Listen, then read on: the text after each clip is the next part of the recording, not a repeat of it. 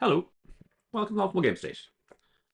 I've just received my copy of Death Vector, which is the next expansion from Stargrave. So, in this video, I'm just going to have a quick look through it, because I've seen a few videos about it online, but none have kind of really given me the detail that I was kind of hoping I would see. And then once I got into reading it, I figured what I would do is I would share with everybody else. This is obviously let me see, one, two, three. This is the 6th expansion to Stargrave. As you can see, am a big fan of Stargrave. Not necessarily because I play it that often.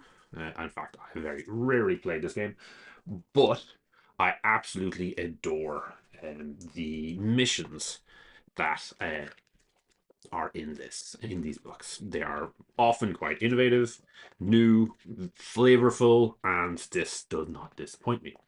Now, what do we have here? This book is a little different to the previous ones.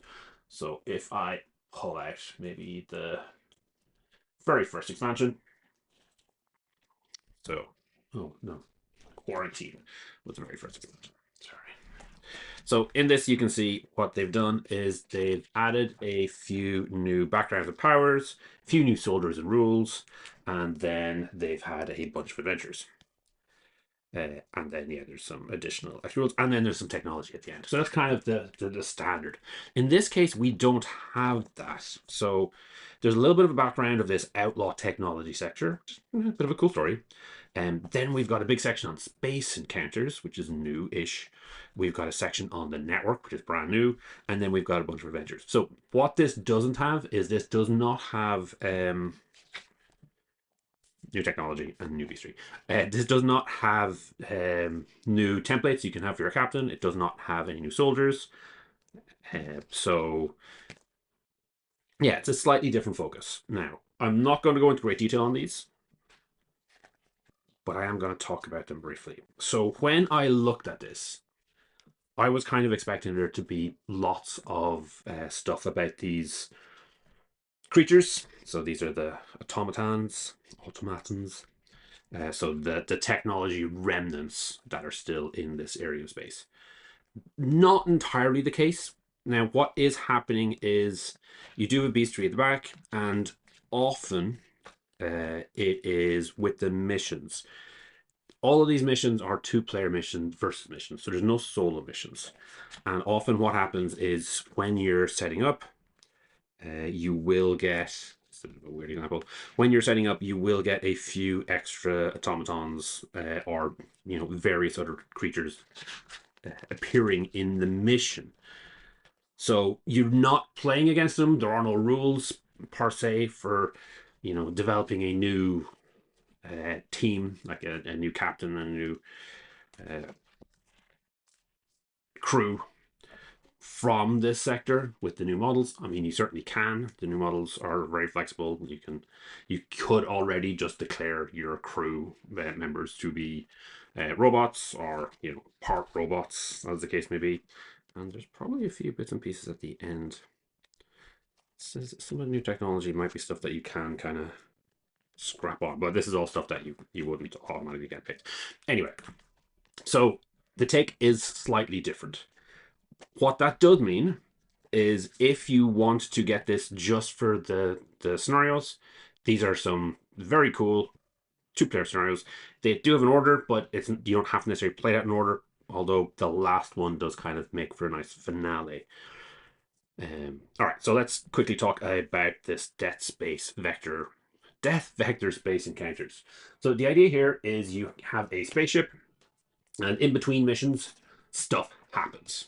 So this first appeared in Bold Endeavor, and if you want to kind of get the most out of Death Vector, you kind of need to have Bold Endeavor, because that'll give you some extra rules for your spaceships, and it'll give a list of endeavors, space endeavor encounters that you could already have.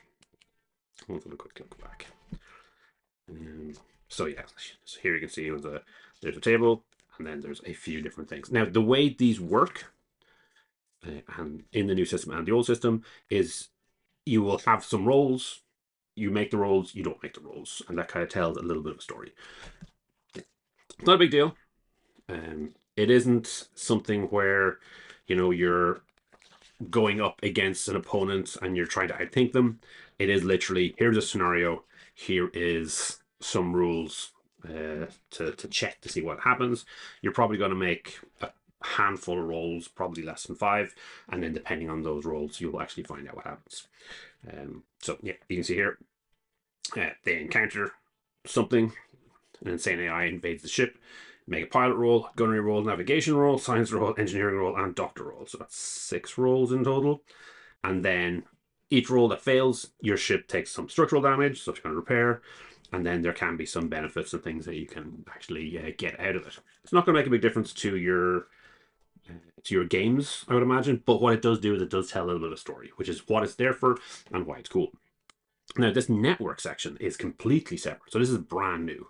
Again, this is something that happens outside of your main missions. And there are extra roles to do. So go flick to the back.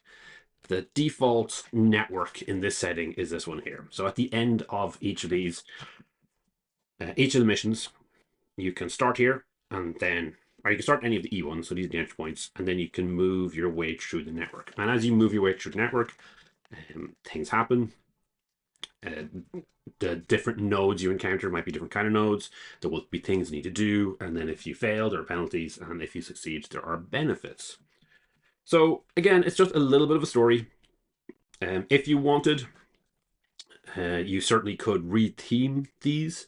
So most of the space encounters are going to be relevant for any kind of space setting. The network is definitely kind of a hacking element.